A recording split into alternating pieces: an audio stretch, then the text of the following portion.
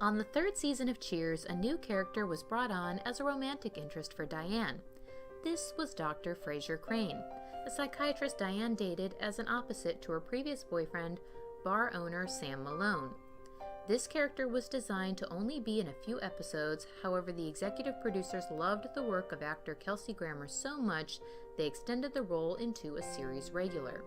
Although the show producers enjoyed the love triangle created by the addition of Grammer's character, fan reception was lukewarm as they did not like how he came between Diane and Sam.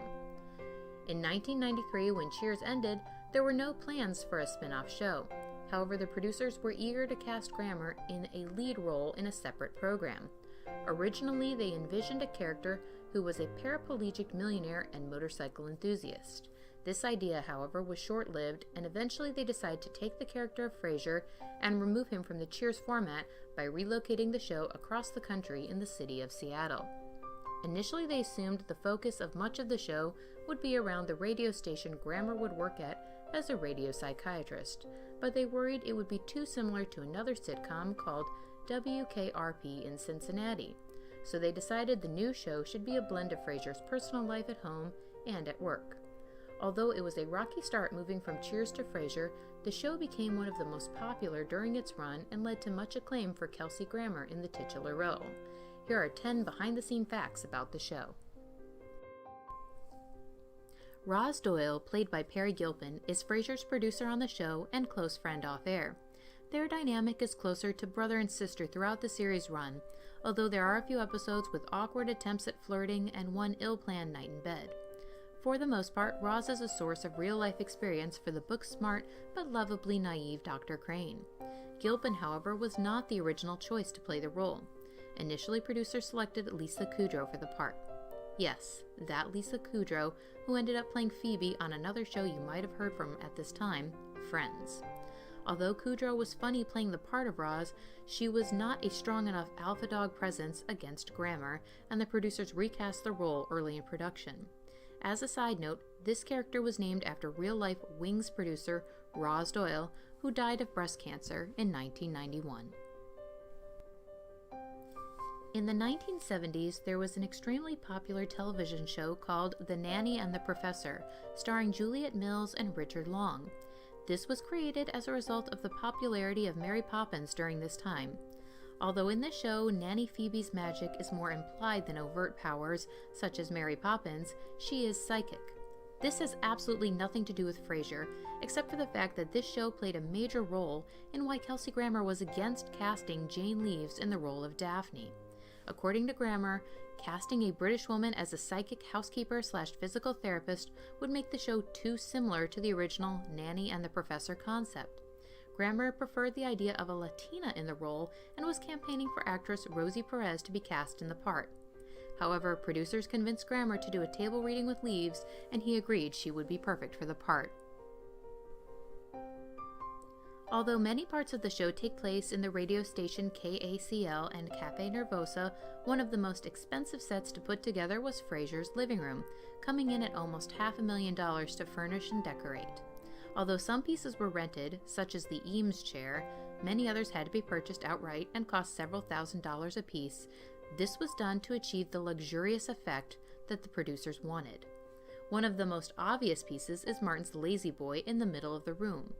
Initially designed to be an eyesore on an otherwise picturesque setting, the chair was actually as expensive as any other piece in the apartment because it had to be custom made.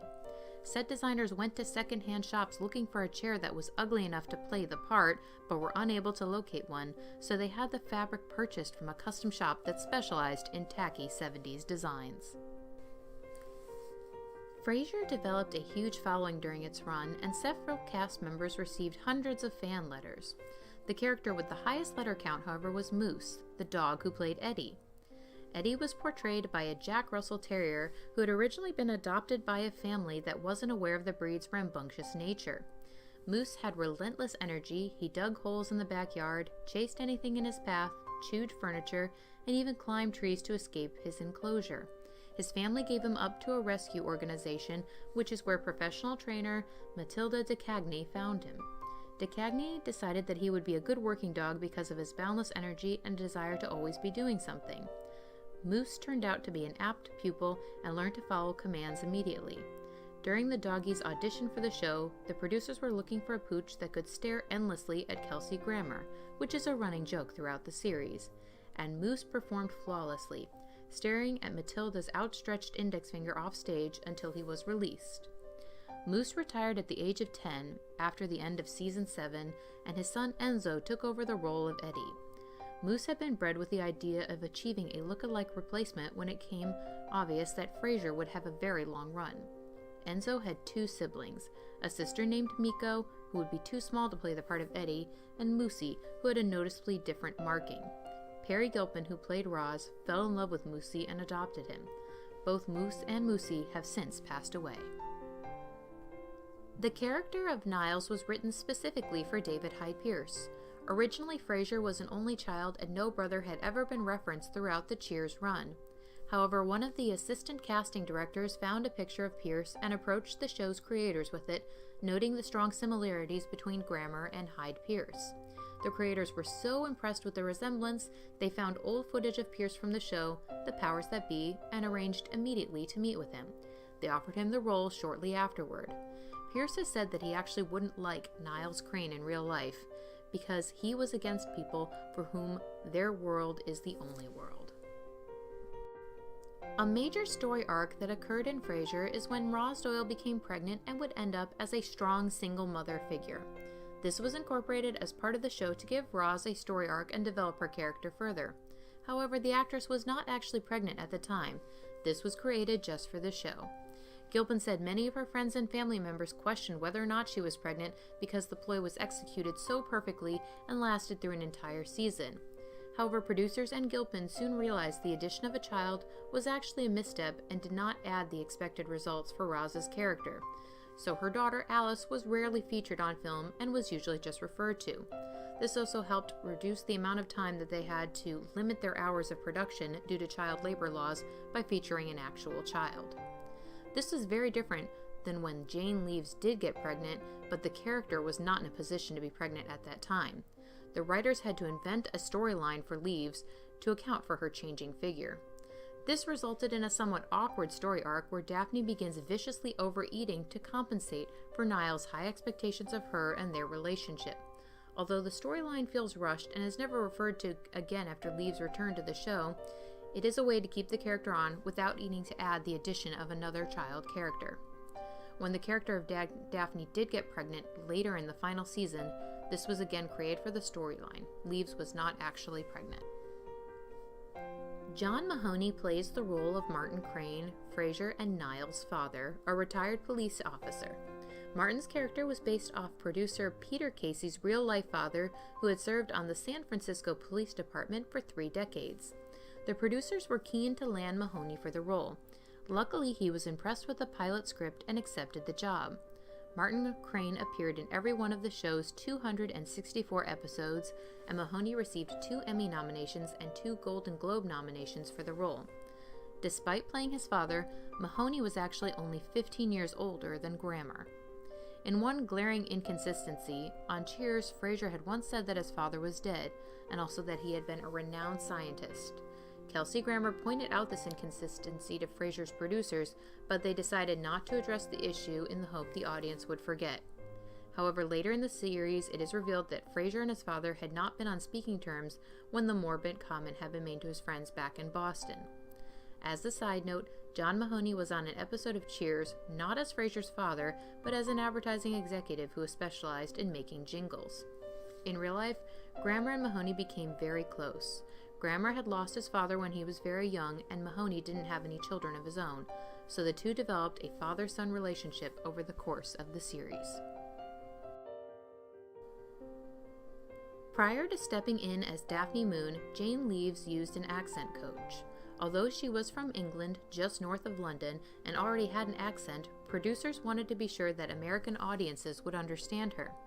Leeves once said, "Sometimes my accent has gotten us into trouble on the scripts because the words don't come out the way the writers envisioned. For instance, I was supposed to tell a joke once that ended in the word duck, but the accent didn't sound funny, so they changed it to elephant." Ironically, John Mahoney actually grew up in Manchester, England, where Jane Leeves' character was supposed to be from. He got American citizenship by joining the U.S. Army and lost his British accent during his service. About her accent, Mahoney said, "You have to understand that she is to be understood by millions of Americans, otherwise you would need subtitles.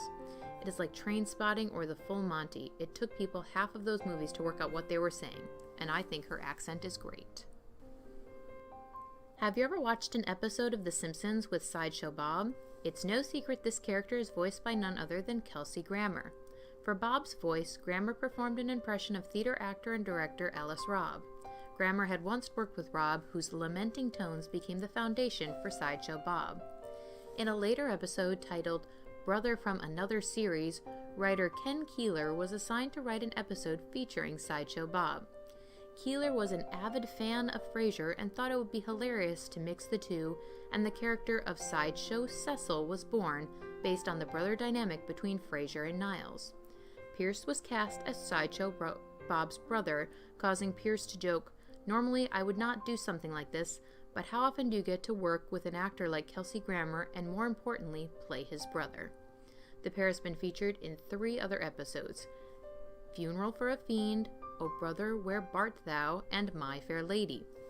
In Funeral for a Fiend, the pair were joined by John Mahoney, who voiced the Sideshow brother's father, Dr. Robert Terwilliger. Niles Crane's first wife, Maris, had a decidedly important role on Frasier, despite existing almost purely through conversation. The character's off-screen presence was not always meant to last, but was set up as a fast one on the audience, convincing them she would remain unseen, like Norm's wife, Vera, in Cheers, until she made a surprise reveal. Ultimately, that reveal never materialized because, according to show producers, 2 or 3 episodes in, she was already so bizarre she was completely uncastable.